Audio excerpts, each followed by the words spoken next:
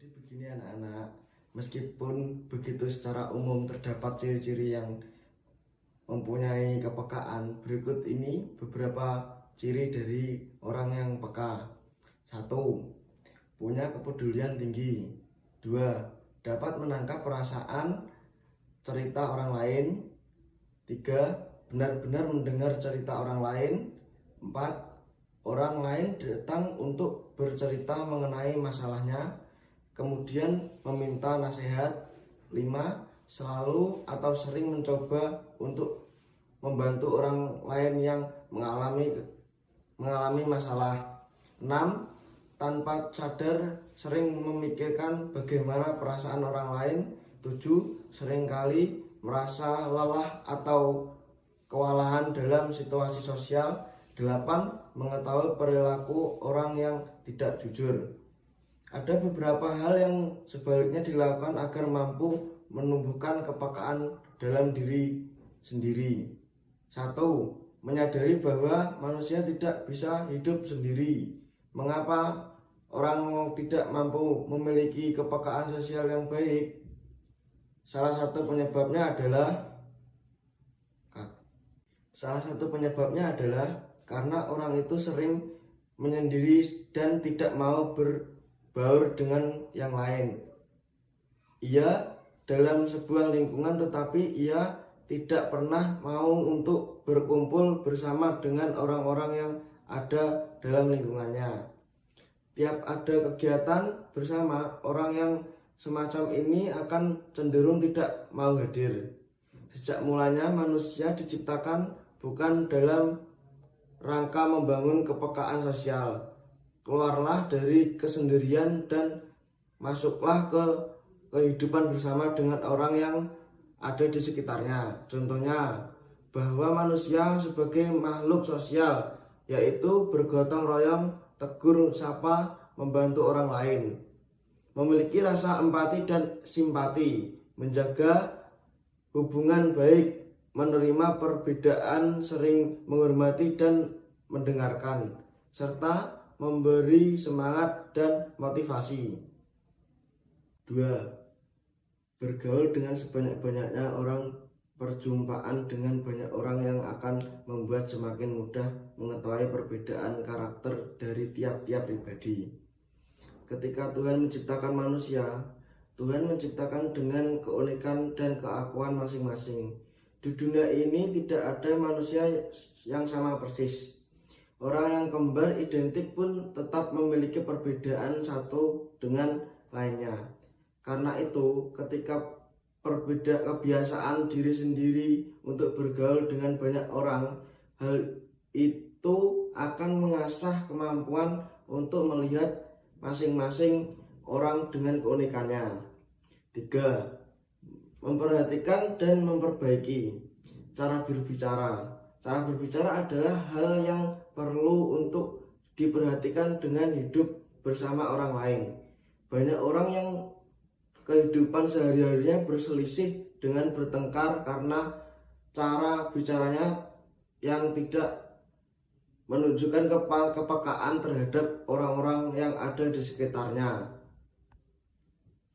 Keterlibatan dalam organisasi akan mengasah untuk memiliki kepekaan dalam mengutarakan ide dan pendapat sehingga tidak melukai orang lain. Ketertiban ini juga akan membuat setiap orang mampu mengenali cara berbicara dan cara bicara orang, sehingga sedikit banyak kemampuan untuk mengenal orang lain akan terarah. 4. Terlibat dalam kegiatan sosial. Kegiatan sosial merupakan kegiatan yang sering dilakukan oleh banyak orang pada masa sekarang. Kemampuan ini biasanya dilakukan dalam berbagai macam bentuk. Misalnya, kunjungan ke panti asuhan, pengumpulan dana untuk korban bencana, pengorbanan bencana, pengobatan gratis, dan sebagainya. Jika Anda mendengar beberapa di sekolah Anda atau di lingkungan Anda melakukan kegiatan-kegiatan yang semacam itu sedapat mungkin terlihatlah dalam kegiatan itu, ambillah peran sesuai dengan talenta dan kemampuan Anda. Kegiatan ini merupakan kegiatan positif yang akan mengarah Kegiatan ini merupakan kegiatan positif yang akan mengasah kepekaan terhadap orang-orang yang membutuhkan pertolongan. Melalui kegiatan itu, Anda akan dibentuk menjadi pribadi yang dimiliki kepedulian terhadap orang-orang yang perlu diperhatikan dan diperlindungkan dalam hidup ini. 5. Mengembangkan empati dan empati untuk merasakan dan memahami perasaan orang lain. Kunci untuk memahami perasaan orang lain adalah mampu membaca pesan nonverbal seperti nada bicara, gerak-gerik, ekspresi wajah, dan sebagainya. Seseorang yang memiliki kemampuan ini akan lebih pandai menyesuaikan dirinya, lebih mudah bergaul, dan lebih peka.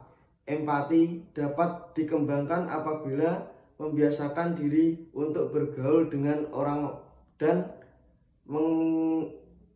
mengamati orang-orang yang ada di sekitarnya.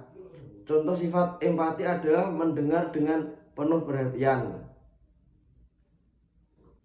tidak meremehkan atau mengecilkan perasaan orang lain, menunjukkan perhatian dan kepedulian secara konsisten, menyesuaikan rasa simpati dan menawarkan bantuan secara dukungan.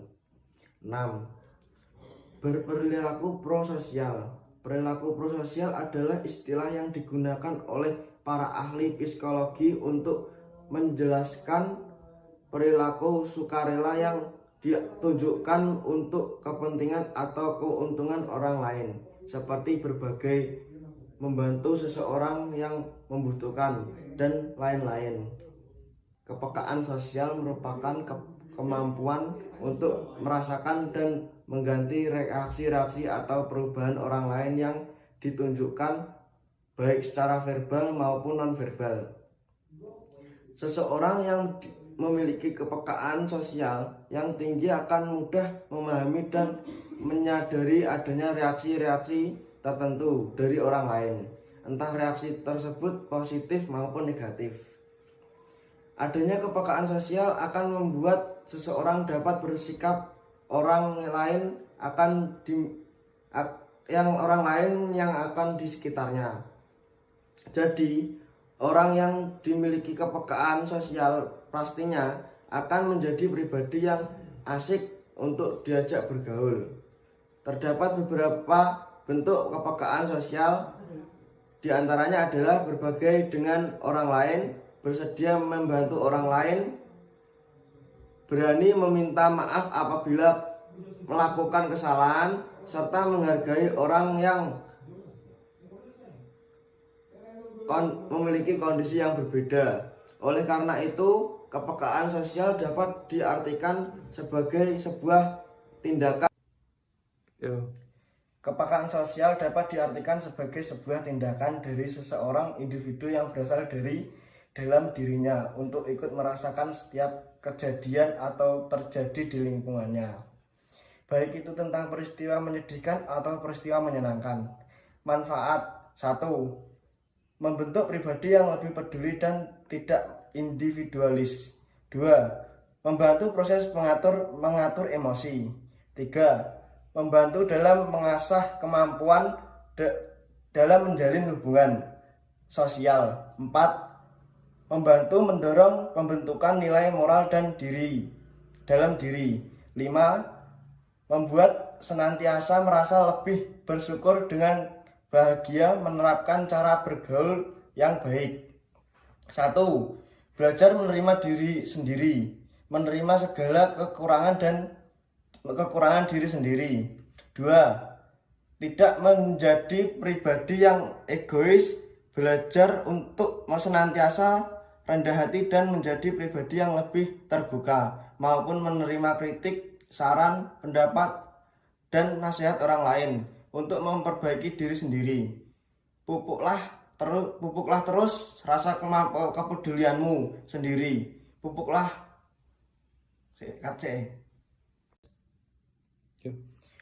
terus rasa kepedulianmu kepada sesama. Diri sendiri juga tetap saling membantu untuk meringankan beban dan terus berpikir positif. 3. Jangan ragu untuk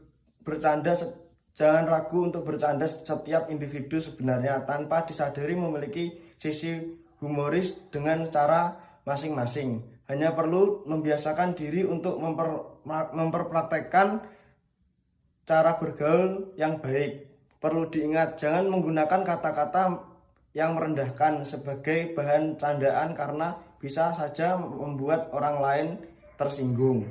4.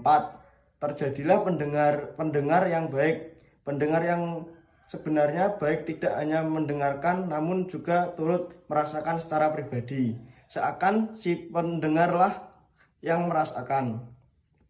Pendengar yang baik juga selalu menghargai orang lain dengan memberi masukan yang dibutuhkan. 5. Tidak takut memulai obrolan. Kemungkinan mungkin selama ini orang lain takut mengajak bicara karena kamu terlalu pendiam dan terkesan menutup diri sendiri.